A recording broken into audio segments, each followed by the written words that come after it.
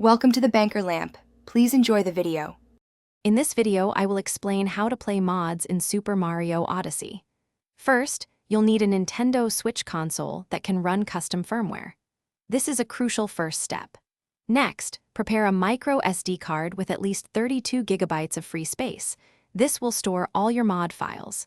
Finally, ensure you have a computer ready to transfer files and manage your modding environment. Now, let's get your custom firmware set up.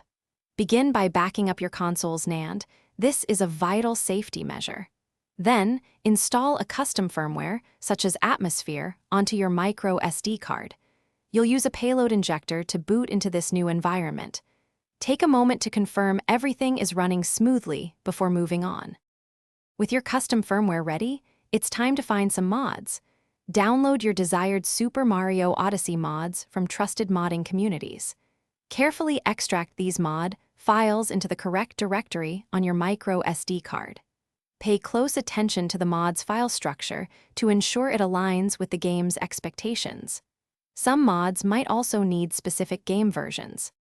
Finally, launch Super Mario Odyssey through your custom firmware. Look for any in-game signs that your mod is active and working as intended. If you encounter any issues, first double-check your file placement and ensure your custom firmware version is compatible.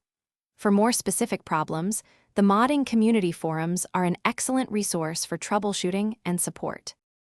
Thanks for watching. If this was helpful, leave a like and consider subscribing. See you next time.